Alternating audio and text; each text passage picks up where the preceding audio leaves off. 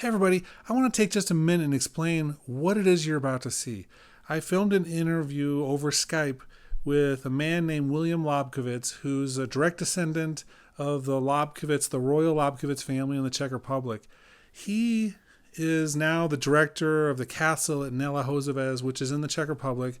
It's a city where Dvorak was born. It's a city where the family that supported Beethoven lived and had a home. And it's just such an important story to be told. It's an important part of history that I think that we're not losing because the internet has made it so accessible, but it's something that's continuing on. And my own research with impulse responses and reverb is continuing on with this family, and they've been a huge supporter of what I've been doing and the technology and how it's bringing rooms to life digitally. And so I wanted to share this interview with you. It's a little longer than my normal videos, but it's worth listening to and hearing what they're doing. And at the end, we talk about a lot of the impulse stuff and some of the next steps for what we're going to be doing with that research. So check it out. Hear this story. If you have any questions or thoughts, definitely put it down in the comments below and share this video so more and more people can know about this important work, which is still happening. Initially, when you contacted the person at Chekhov, the email got emailed to me back in Prague because they were really confused by what was happening, and I said, no, let this man do this. And when I was reading a little bit more about what you were doing and the importance of understanding what these acoustic reverberations can actually tell us about a space, what it might sound like to actually have these instruments be played in those spaces, that's incredibly interesting to us. Our family first came back to the country after the Velvet Revolution in 1989 under the inspired leadership of Václav Havel, and we got back a variety of properties that belonged to the family before communism and before the Nazi regime confiscated them as well.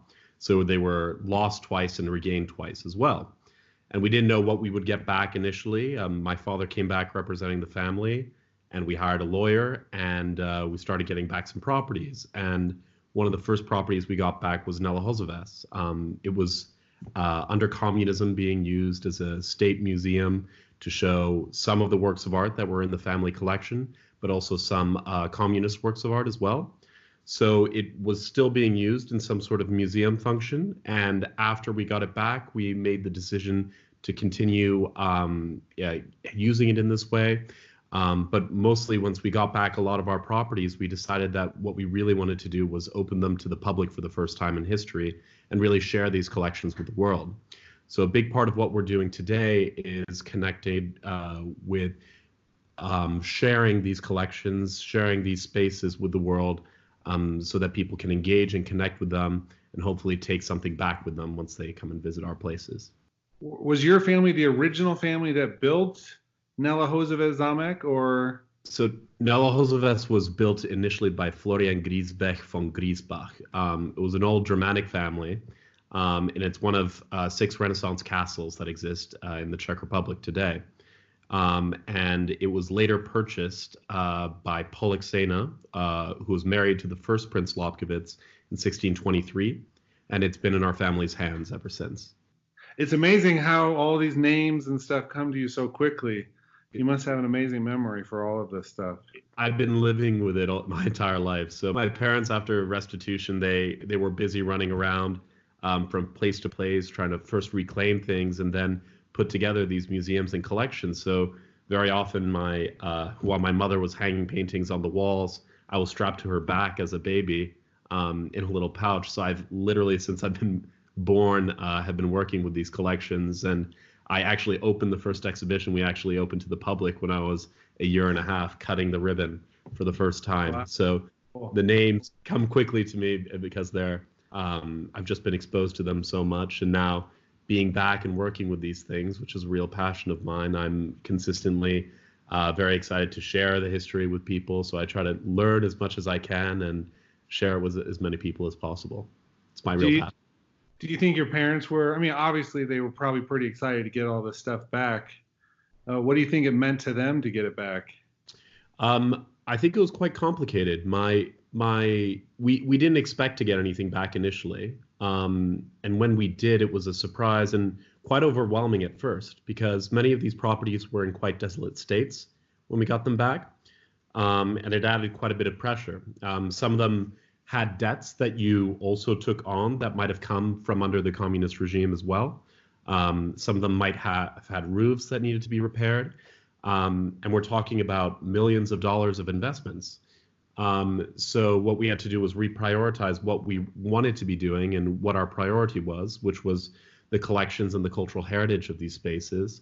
And we sold off a lot of real estate assets to finance the upkeep and care of the collections so that we could create spaces that could be accessible to the public and so that the buildings could sustain themselves a little bit more. So it was, for them, it was quite a large responsibility, and we've been putting out fires ever since the early 90s. But it's really a work of passion because for us, we're storytellers and we love sharing these stories with the world too, and sharing this culture with the world, which isn't just the culture and historical heritage of our family, but the history of this country, the history of Europe, and of world history as well. Maybe we could switch just a little bit to talking about what's actually in some of the collections. And I'm sure there's a huge variety of different types of art and architecture and everything. But for this, I'm more interested in maybe some of the musical items in the collection. Which items that are there do you find the most interesting? So there's a long history of musical patronage in the family. Every single Prince Lobkowicz has played a different type of musical instrument. There's the fourth prince who played the lute, and his wife was quite an accomplished lutist at the time, studying under some of the very best. And there are lute tablatures in the collection that were actually put together by family members. Then you have the sixth prince who played the viola and collected quite a few interesting manuscripts, including a handwritten reorchestration of Handel's Messiah, written in Mozart's own hand. And that's one of the treasure pieces in the collection. Sure. But probably the most famous patron of music was the seventh Prince Lobkowicz, Joseph Franz Maximilian. And he was most well known for his patronage of Beethoven. And he met Beethoven when Beethoven was 23 years old in Vienna, and the seventh prince was 21 at the time. And he agreed to be his patron for life, which was quite the financial decision to make at the age of 21. And so this decision almost bankrupted the family as well, because the seventh prince's love for music required quite a bit of financing. He had two fully working orchestras operating at the time, playing at many of the different properties, including Rodnica, Chekhov. There were also performances happening there, and Nelehozova's castle, and at the Lobkowicz palaces. And so these performances were quite costly. He treated many of the musicians better than his own family members, it was said in many of the diaries. And so he wasted no expense whatsoever. There's a Lobkowicz Amati violin as well. The musical instruments were very often gilded in gold or studded in rubies. He wanted the very best instruments for his players. He wanted the very best musicians. And he also wanted the very best composers working for him. And this was something that was very much appreciated by composers. Beethoven actually dedicated the third, fifth, and sixth symphonies to the seventh prince, along with the Opus 18 string quartets, the triple concertos, and actually was writing An die ferne Geliebte in honor of his departed wife, who had passed away, actually. So he had a very close connection with the seventh prince, and I think Beethoven was quite appreciative of the amount of flexibility he was given as an artist to actually explore a lot of the revolutionary music he was putting together at the time. His Eroica Symphony, the third symphony, was first performed in the Lobkowicz Palace in Vienna. And initially it was supposed to be dedicated to Napoleon Bonaparte and be called Bonaparte. And after Napoleon crowned himself emperor, he was enraged and instead decided to dedicate the symphony to the seventh prince instead. So you can see these original working parts as well in the collection. We have many handwritten receipts from Beethoven as well, with his own signature at the bottom, but also original working manuscripts of the third, fourth, and fifth symphonies as well on display in the Lobkowicz Palace in Prague. And you'll also get to see, we have original working parts of Haydn's The Creation as well, and the very first Czech translation of that piece as well. Wow, that's awesome. Mm-hmm.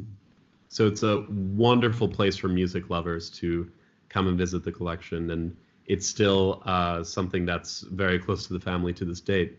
My father was an aspiring opera singer at one point as well, and then eventually the revolution came along, and he came back here, but has always loved and had a very close connection to the music in the collection. Are you guys still finding new things in the collection? Are the new discoveries being made still? Most of the collections have been restituted to us right now, but a lot of the material we're working with is quite virgin, actually, because it hasn't, beforehand it was in private hands when it was in the hands of the family. Under Nazism and communism, it really hadn't been studied that much, and we just completed the cataloging of the musical archives and have made some incredible discoveries there, but we haven't had the chance to actually get quite in depth into the music. There's some really interesting pieces that haven't actually been played in many years as well. Virgin pieces that haven't been played since they were first written. Some that are 300 years old as well. Some operatic pieces that are in the collection are also quite interesting, from Lully as well. And so the discoveries are still waiting. Many things are still waiting to be discovered from a musical standpoint and from a historical standpoint. And what's wonderful with the collection is that we have the archival materials to back up the music collection. So we can hear, for operatic performances, we can know who are the people who are making the costumes for these performances, where were the performances happening, how much it costed to commission these different operas, how many performers were in them. It's quite interesting for a social history for how these things were being performed. And it's incredibly important to understand because we want to know how these pieces were performed in these spaces and try to recreate them if we can as best as possible. What's next for Nella Zamek and some of the other collections? Well, our main goal is to really open up these collections as much as possible to scholars and students so that they can really work with these things and help us learn more about the pieces. Because of the nature of the collections not being fully studied, especially in regards to the library and archives, we want to make sure that we create facilities that can best accommodate the care and upkeep of the collections, but also make it a wonderful experience for students to actually come and study it. And in Nella it's a wonderful place for that, where it's the birthplace of Antonín Dvořák as well, who is our very famous Czech composer who lived in the town. And we happen to have his birth house as well as a part of the portfolio there, which makes it very interesting for students because they can study in the very same place that Dvořák spent his childhood, being inspired by the sounds of the railroad, the river, the forestry around there, the birds that he heard singing, and then go and work with archival material and musical material and see how Dvořák may have actually been putting together a lot of these pieces, or how Beethoven and Mozart, what their thought process was when they were composing the pieces. So hopefully that inspiration can inspire new composers to come up with their own contributions to the musical world. And that's what's really exciting, is looking for ways to make this collection inspire new learners and inspire musicians to make wonderful contributions in their field. Yeah, I was at the Dvořák house in January, and it was interesting because it's not really, it needs a little work. Is that a plan to renovate that and to bring it up to par? Because the castle there was incredible. It was well designed and laid out. Are you going to bring up the house to the same standard? Absolutely. So we just completed building plans and have planning and building permission to actually begin with the reconstruction of the house.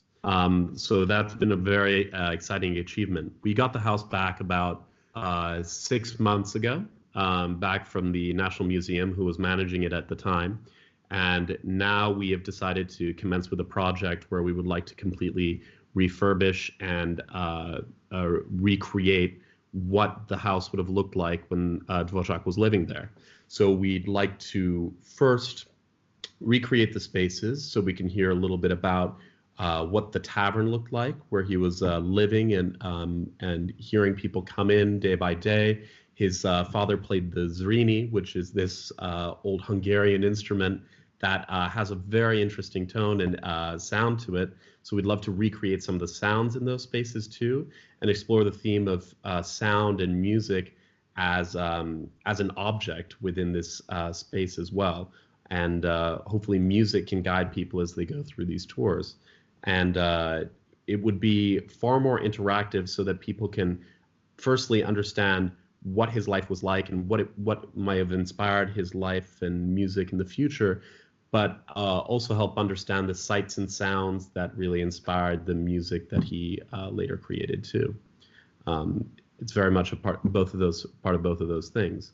So when the museum is completed as well, after that, the next plan is to create a music academy of some kind to help foster that inspiration in music and connect with the collections and the musical archives so that people can not only study music with professionals and teachers from across the world, but also study music theory and hopefully a lot of the musical collections that are at the castle or in the library and archives. Awesome. So it sounds like it's all about outreach and sharing this information with people. What has been your strategy or success with like the younger generations coming up? Have you found a lot of interest from the kids that are coming up through the schools? Absolutely. That's probably education is one of our main priorities. And my mother's actually started as a middle school teacher and studied education before coming back here. And a initiative she actually started was the Curator for a Day program, where we give students the opportunity to handle a piece in the collections, and they're all assigned into groups, and they're given a single piece and have to figure out what it is, where they place it in the collection, and then give a presentation in front of their parents and teachers about that piece. And very often they're working with materials that are in our depositories that really we haven't learned as much about just yet. And very often the students figure out things about the pieces that we didn't know about before. And it's amazing to see how they work together, touch and feel these things, and establish a very close connection to something as simple as a matchbox from the time period, or a small shoe belonging to a baby.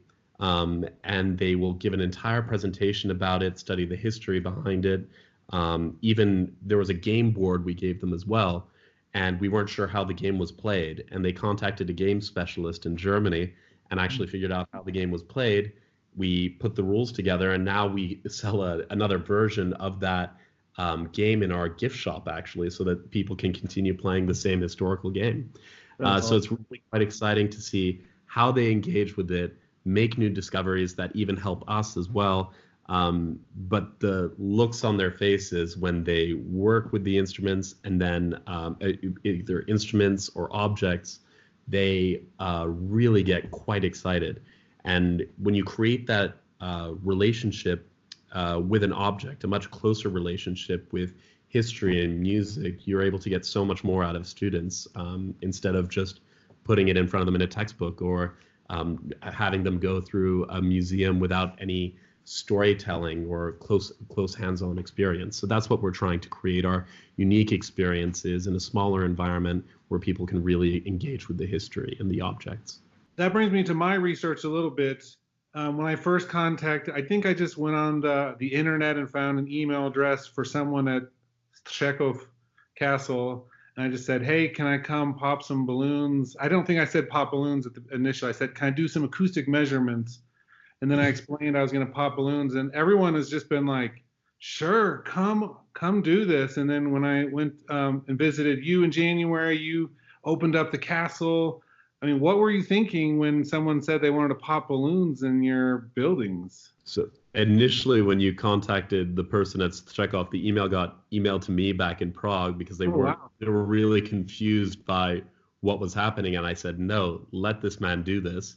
And when I was reading a little bit more about what you were doing and the importance of understanding what these acoustic reverberations can actually tell us about a space, what it might sound like to actually have these instruments be played in those spaces. That's incredibly interesting to us.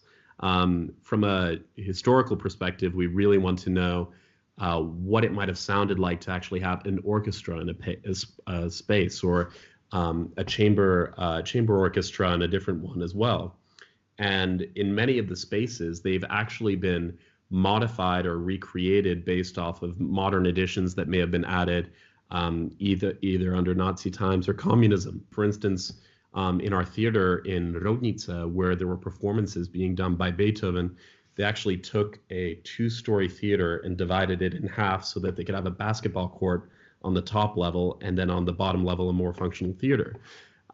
So figuring out what, we're incredibly interested in what that space might have sounded like acoustically, for instance, and knowing maybe we can do some other tests on both levels and put it together, or even in Chekhov, what it maybe might have sounded like. I was incredibly excited by the prospect figuring out what different instruments might sound like in these different spaces.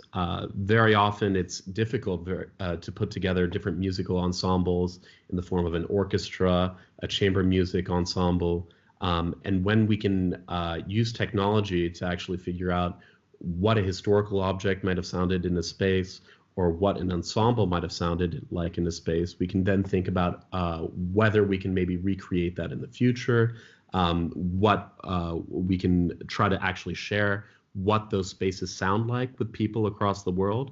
And very often it can sometimes be difficult to travel. We have this coronavirus happening right now, for instance, and we're being limited by how much we can travel between places. And the prospect of using technology to actually help people understand across the world what it might sound like to hear music in a space like the Knights Hall in Nelahozovac is incredibly exciting. And it might actually encourage people to come here and want to see it in the flesh. And if they're not able to do so by limitations that might be in place, at least they can try to recreate that in their own homes.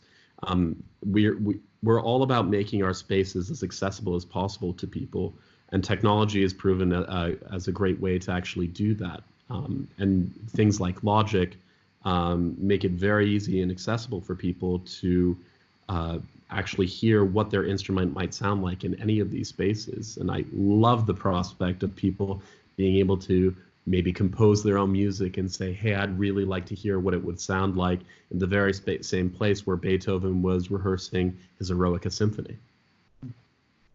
Well, I've got some great ideas for taking the two halves of that room and making one, so we can talk about that for my next trip. Right, perfect. It'd be awesome to be able to, I mean, it would be maybe prohibitive to rebuild the room like it would have been. I don't know. We're talking about it. Rodnica is still quite a bit of work that has to be done there. Sure. It's the third biggest castle in the country and has 250 rooms. And it's the next project we're going to move on to after Nelahozovac. But we have to take things piece by piece. But Rodnica is it's the ducal residence of our family, and it's where our hearts really are, actually. It's where our winery also operates. And it's an incredibly important place to us. My grandfather grew up there before he had to flee from the Nazis initially. And we're looking at, and the theme of music was also incredibly important there because there was so much rehearsing happening there. Anton Vranitsky, who was the Kapellmeister for the Lobkowicz Orchestra, actually had the orchestra composing there very often, and Beethoven was rehearsing there consistently too in that hall. And there were many operas and theater plays that were also being put together there.